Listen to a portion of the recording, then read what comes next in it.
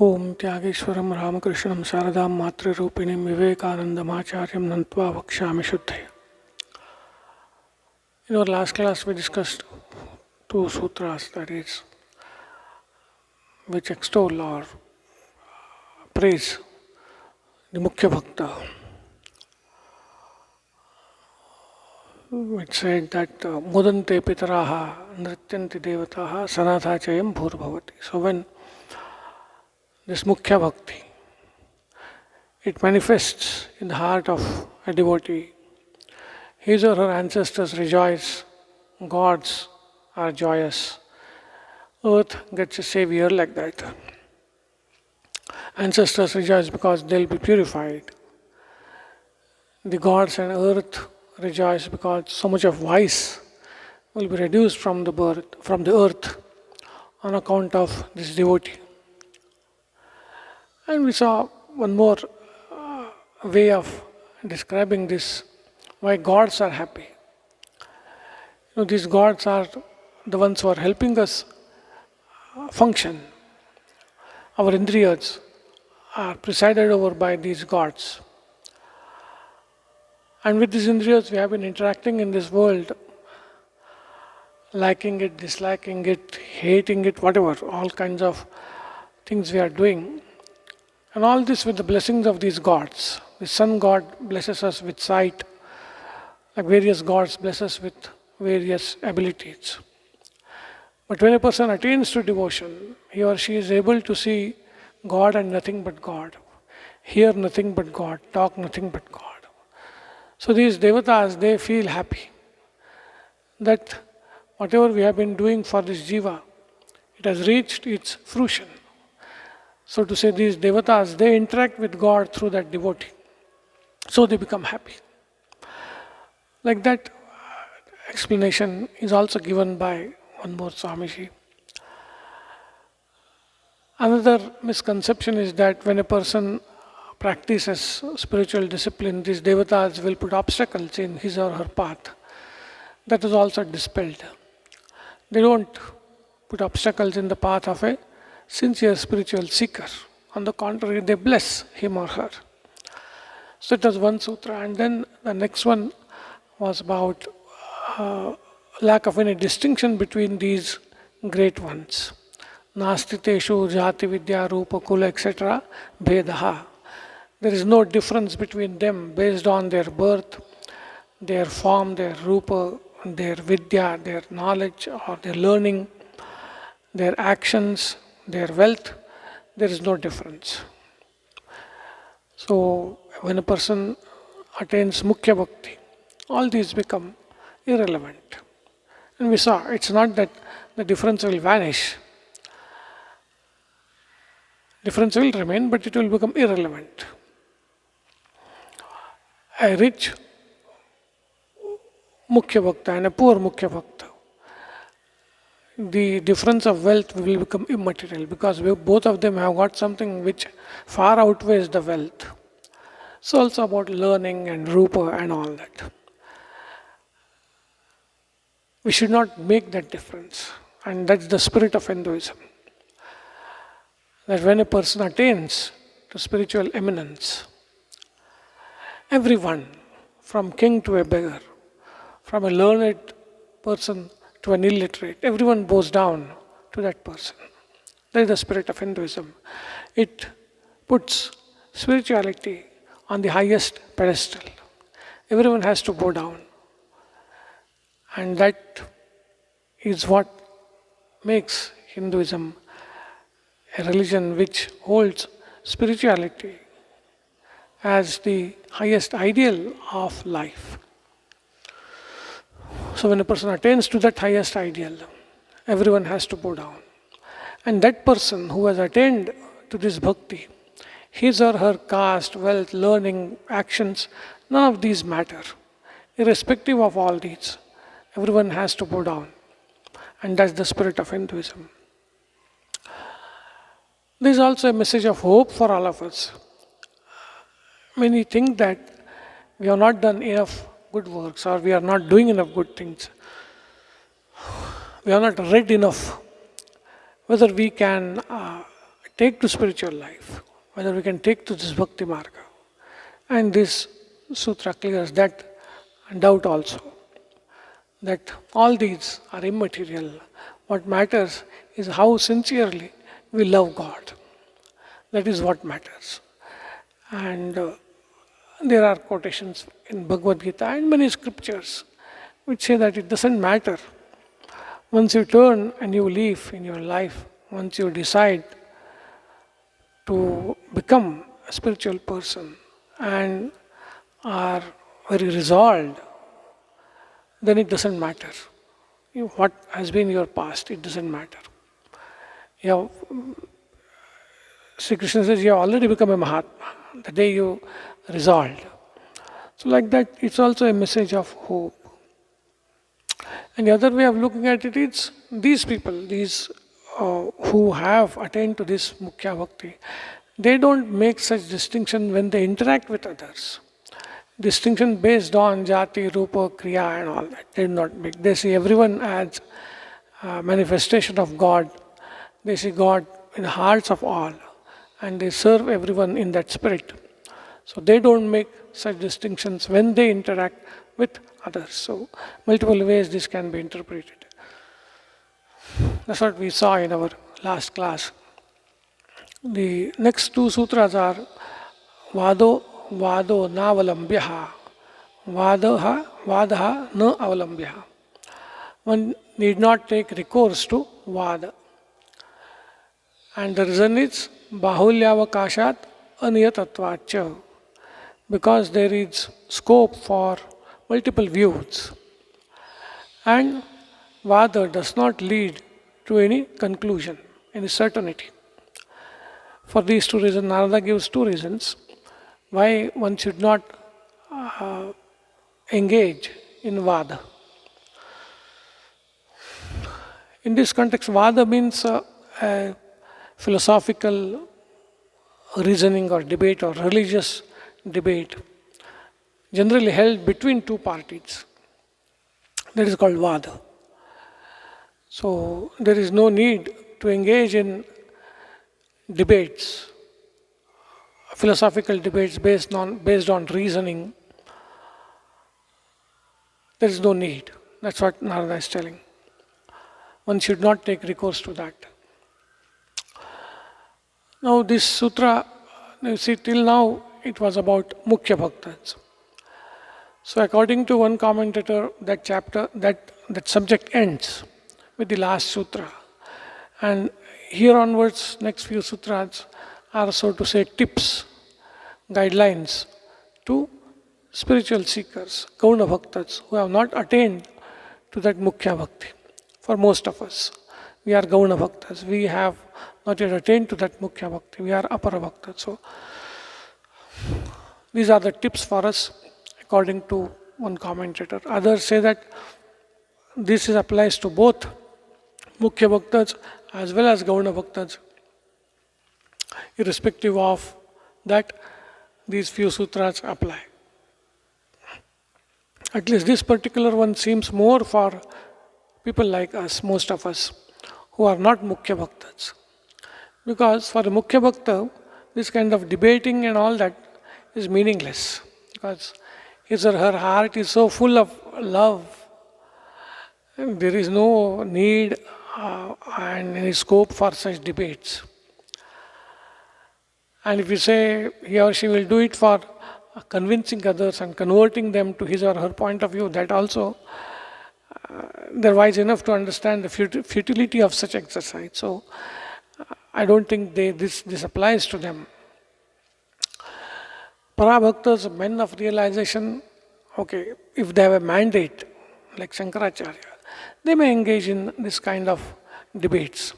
Sri Ramakrishna says Shankaracharya retained the ego of knowledge.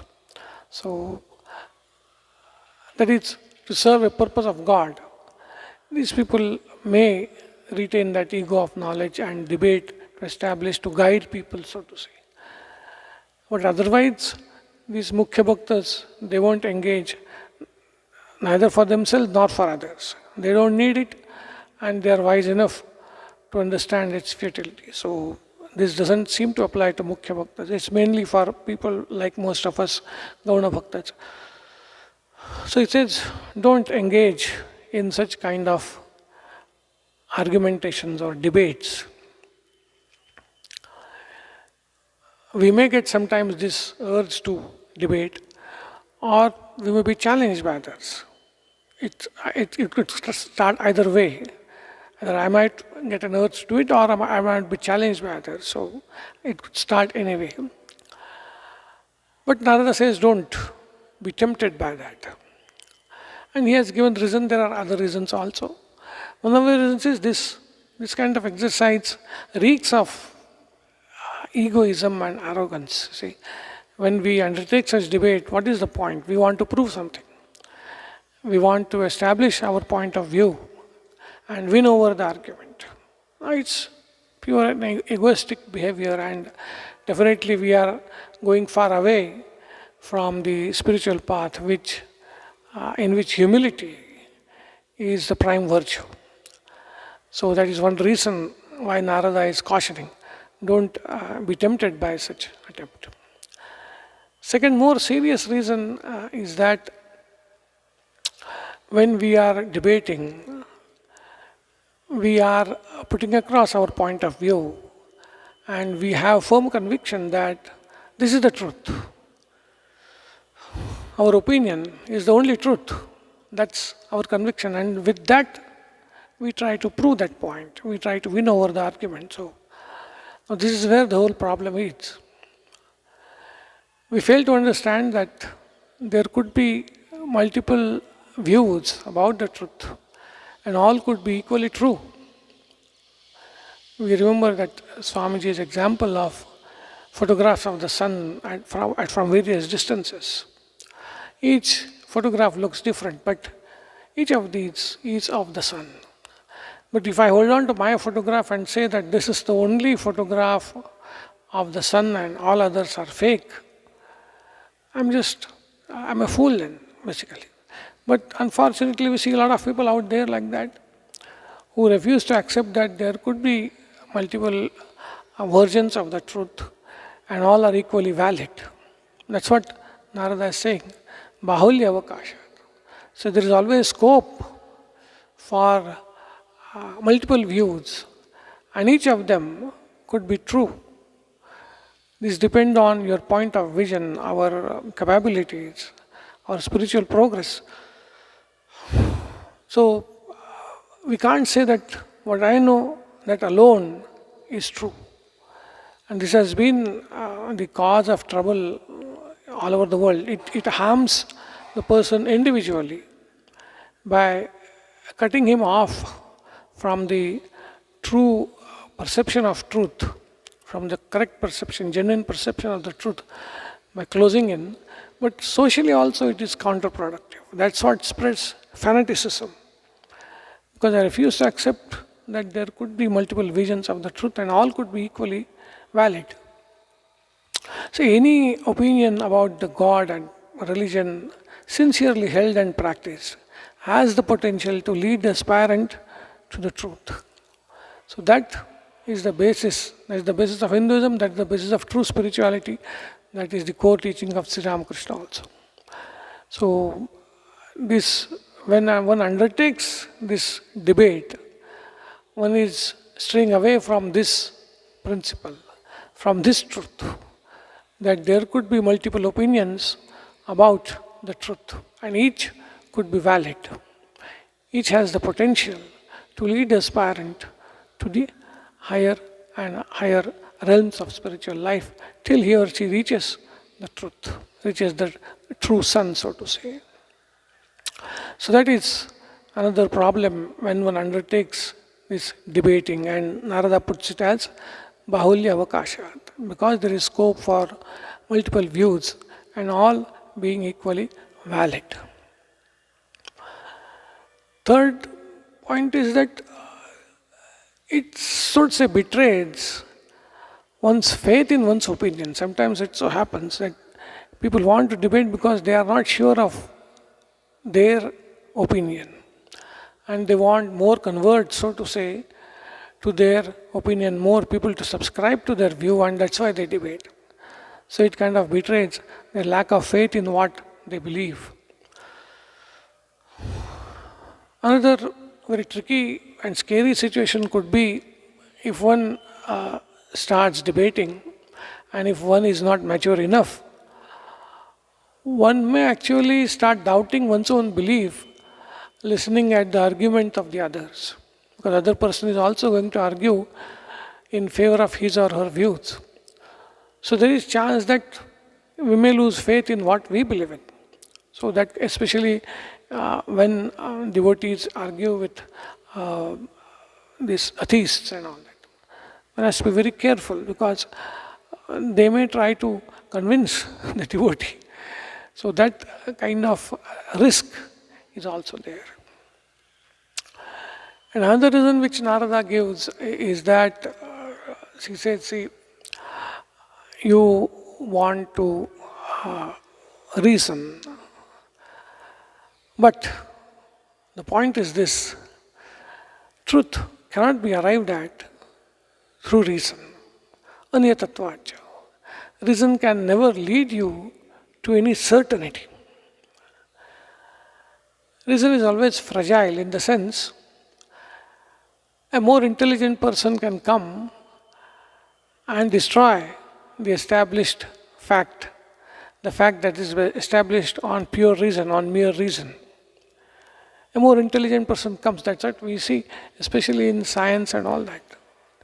Truths which were held to be absolutely, so to say, real, are challenged. So there is this lack of certainty. The reason cannot give us certainty for all time to come. What reason proves will be true for a given time. A more intelligent person can come and again establish something else as true. Secondly, more data comes. When more data comes, again, the established fact established by reason can be challenged because more and more data keeps coming. That is what he calls as aniyatattva. There is no certainty in the conclusions reached by mere reason. One cannot have that kind of conclusion. So these are the two main things he says. One is bahulya avakasha and there is aniyatattva. Bahulya avakasha is what we said. Sri Ramakrishna says, as many faiths, so many paths. So that scope is there.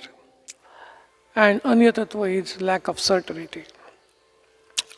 But then we get a doubt as to should we not have an opinion as spiritual aspirants? Should we not reason at least within ourselves?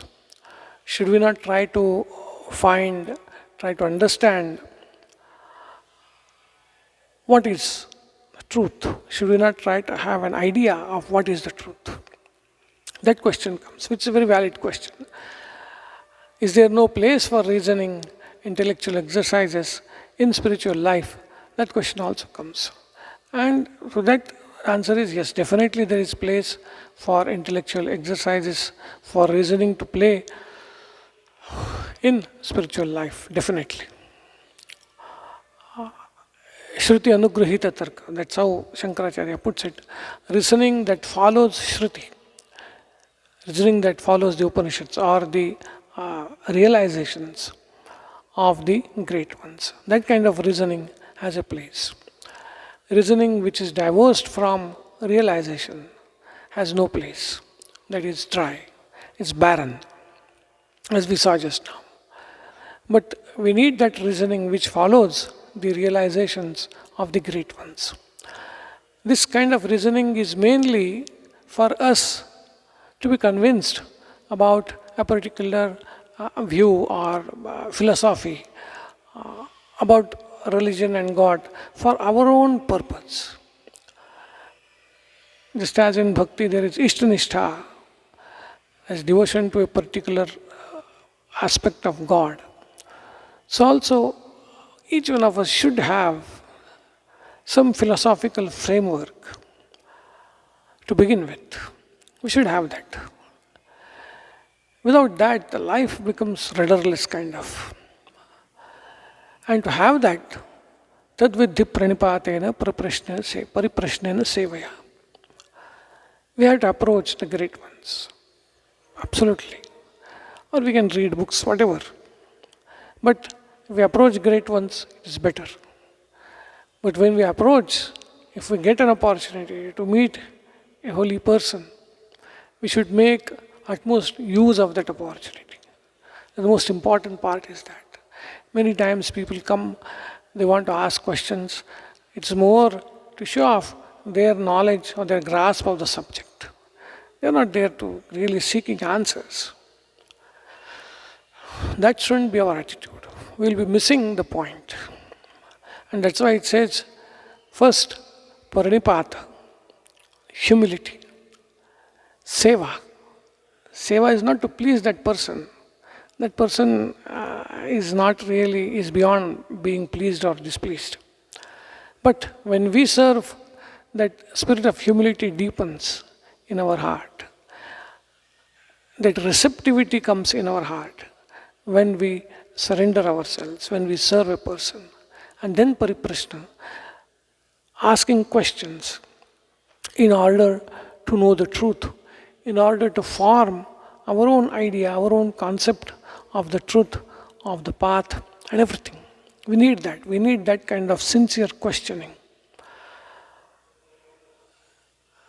But at the same time, we have to understand what we told earlier. Bahulya avakasha is there. Whatever we believe in very firmly, we should know that it is after all an opinion of God. It's our opinion. Na neti bhitya shrutayo vadanti. Abhidanji's one sutra is there. Even Shruti talks of the truth out of fear as neti neti. Naiti naiti. Out of fear, even Shruti does not spell what the truth is. Truth just cannot be confined to our opinions. Because they say this mata is based on mati. Mati is intelligence. And truth is beyond intelligence. So we cannot have mata which will encompass the entire truth. Because every mata is based on mati. So we should form an opinion about God, no doubt about it. About the spiritual path, about life, spiritual life definitely. But we should be aware that this is one of the many opinions, one of the many philosophies, one of the many frameworks, so to say, through which God can be approached. And there could be many, each is equally valid. So we should have that and then form it. But having a philosophical framework is quite helpful. Definitely it is helpful. As I said, without that, we would be rudderless. Then there is also another point, that is, we can't have all our doubts cleared before we enter spiritual life. Doubts will remain. However, we try to have a clear idea about the goal and the path, doubts will remain. As they say, and the person says, I will first learn swimming and then enter the water. Otherwise, I will drown. So he wants to learn swimming first and then enter water, else he is afraid he will drown. So it can't be. So we will always have these doubts. We can't say that we will clear all our doubts about spiritual life and then enter into spiritual life. It's not possible.